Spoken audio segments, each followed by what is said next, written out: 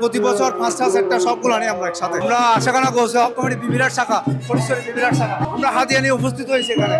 আমার অনেক মানুষ ছিল, আমার কমিটি থেকে আমরা সেটটা আনছি। আমরা এই মাজারের মধ্যে যে সময় উরুস শরীফ হয়, যেহেতু মাজারে গরুর জন্য দেয়, যেহেতু মাজারে উরুস শরীফ যেহেতু বিশেষ করে বাবা জানার জন্য ইউজ করে, গরু গলায় দেয়, তারপর হুজার শরীফ আছে না, হুজার শরীফেও দেয়, মূলত মানত করে দেয়।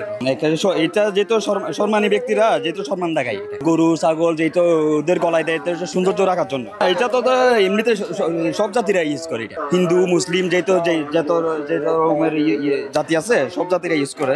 আমি এখানে ফুল নিছি আমার জিয়া বাবার এখানে, আমি ওখানে মানে ওনাকে শ্রদ্ধা জানাবো আর কি।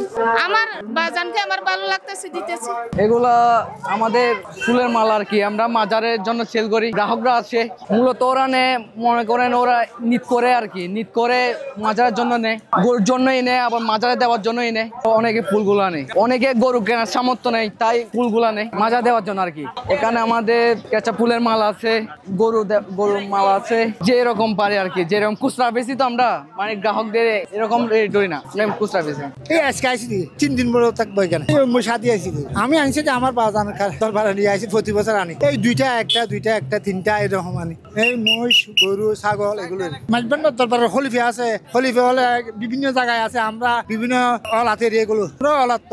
আমরা আজকে এখানে হাতিয়ে নিয়ে আসছি, 5 দিন করে সম্পন্ন হওয়ার পর আমরা চলে যাব। আমরা 3টা বড় গরু আনছি, একটা বড় ছাগল আনছি, আর 2টা ছোট মহিষ আছে। এগুলা গৌসুল আজম মাইজভান্ডারীর কদমে সমর্পণ করি আমরা হক মঞ্জিলে। প্রতি বছরে আমাদের বিভিন্ন ওরস মোবারক হয়। আশ্বিন মাস বিশ্ব আলী শাহজাহ হযরত সৈয়দ জিয়াউল হক মাইজভান্ডারী কেবলা কাবার ওরস মোবারক, 10ই মাঘ হুজুর গৌসুল আজম মাইজভান্ডারী কেবলা কাবার ওরস মোবারক, 22শে চৈত্র হযরত গৌসুল আজম বিল বেরাসত মাওলাই রহমান বাবান্ডারী কেবলা কাবার ওরস মোবারক। আমরা বিশেষ করে বড় ওরস মোবারকে আমরা দিয়ে নিয়ে আসি। আমরা প্রত্যেক বছর আসি। আমরা এটা উৎসব নয়, এটা আমাদের ব্যাপার হচ্ছে, এটা আশিকের মিলন মালা। এটা হচ্ছে গৌসুল আজম মাইজভান্ডারী এই দরবার প্রতিষ্ঠা করেছেন, এটা আধ্যাত্মিক প্রাণকেন্দ্র।